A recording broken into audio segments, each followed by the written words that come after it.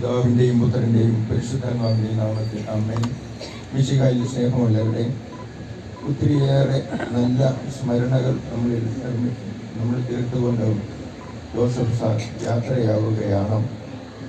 നമുക്കറിയാം, നാം എല്ലാവരുടെയും ഇടയിൽ അദ്ദേഹം ആരായിരുന്നു, ഏത് വിധത്തിലാണ് നമ്മൾ അദ്ദേഹവുമായിട്ട് ഇടപെട്ടിരുന്നതും. ഒരു പ്രാവശ്യമെങ്കിലും അദ്ദേഹവുമായിട്ട് സംസാരിക്കുകയും ബന്ധപ്പെടുകയും ചെയ്യുന്നവർ പിന്നീട് ഒരിക്കലും അത് മറക്കാത്ത വിധത്തിൽ നമ്മുടെ മനസ്സിൽ ഒരു വ്യക്തിമുദ്ര പതിക്കാൻ അദ്ദേഹത്തിന് സാധിച്ചിരുന്നു. അതാണല്ലോ ഏറ്റവും വലിയ കാര്യം.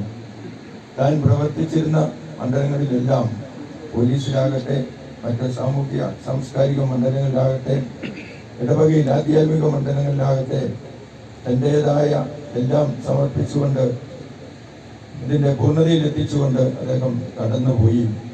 പെട്ടെന്നുള്ള ഒരു ആകസ്മിക മരണമാണ് എങ്കിലും എനിക്ക് തോന്നുന്നു അദ്ദേഹം നേരത്തെ ഇതെല്ലാം മുൻകൂട്ടി കണ്ടിട്ടുണ്ട്. അദ്ദേഹത്തെ സംബന്ധിച്ച് ഒരു ആകസ്മിക മരണമല്ല, മറ്റുള്ളവരെ സംബന്ധിച്ച്, നമ്മളെ സംബന്ധിച്ചിടത്തോളം ഒരു ആകസ്മിക മരണമാണ് എന്ന് വേണമെങ്കിൽ പറയും. ആകസ്മിക മരണമാണ് എങ്കിലും നമ്മൾ അദ്ദേഹത്തെ ഇവിടെ നിന്ന് യാത്രയാക്കുമ്പോൾ, ഈ സ്മരണകളിലെല്ലാം മുമ്പിൽ നിന്ന് യാത്രയാക്കുമ്പോൾ വേദനയുണ്ട്, വിഷമമുണ്ട്, പ്രയാസമുണ്ട്. എങ്കിലും നമുക്ക് പ്രത്യാശ വയ്ക്കാം, സ്വർഗരാജ്യത്തിൽ അദ്ദേഹത്തെ സ്വീകരിക്കാൻ പിതാവായ ദൈവം കാത്തു നിൽക്കുന്നുണ്ട് എന്ന്.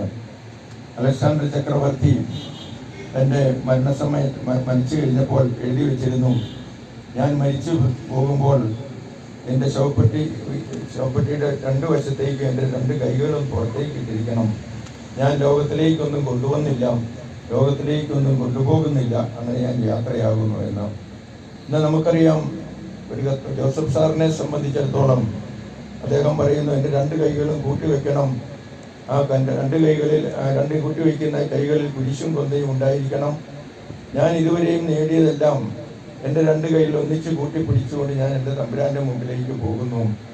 അവിടെ ചെന്ന് കഴിയുമ്പോൾ എന്തെല്ലാം പോരായ്മകളെല്ലാം മാറ്റിയിട്ട് എൻ്റെ ഈ കൂട്ടിപ്പിടിച്ച കൈകളിൽ നിന്നും എൻ്റെ ഇതുവരെയുള്ള ജീവിതം അവിടുന്ന് സ്വീകരിക്കും. ആ ഉറച്ച ബോധ്യത്തോടുകൂടിയാണ് അദ്ദേഹം ഇവിടെ നമ്മളിന്ന് യാത്രയാകുന്നതും നമ്മൾ അദ്ദേഹത്തെ യാത്രയാക്കുന്നതും. എങ്കിലും നമ്മുടെ നാടിനെ സംബന്ധിച്ച് വലിയൊരു നഷ്ടമാണ് എന്നുള്ളത് നമുക്ക് എല്ലാവർക്കും അറിയാം. ഒരു വ്യക്തിയെ സംബന്ധിച്ചത് എത്ര വലിയവനാണെന്ന് അറിയുന്നത് എത്ര പേരുടെ ഹൃദയങ്ങളിൽ അദ്ദേഹം കടന്നു ചെന്നിട്ടുണ്ട് എന്നുള്ളതാണ്. ഇന്നിവിടെ കൂടിയിരിക്കുന്ന ജനങ്ങളും അതോടൊപ്പം തന്നെ അദ്ദേഹത്തോടൊപ്പം വർക്ക് ചെയ്തിരുന്ന പോലീസ് ഉദ്യോഗസ്ഥന്മാരെല്ലാം നോക്കുമ്പോൾ എല്ലാവരിലെയും ഹൃദയത്തിലേക്കും കടന്നു ചെന്ന ഒരു വലിയ വ്യക്തി അദ്ദേഹത്തെ നമ്മൾ യാത്രയാക്കുകയാണ്.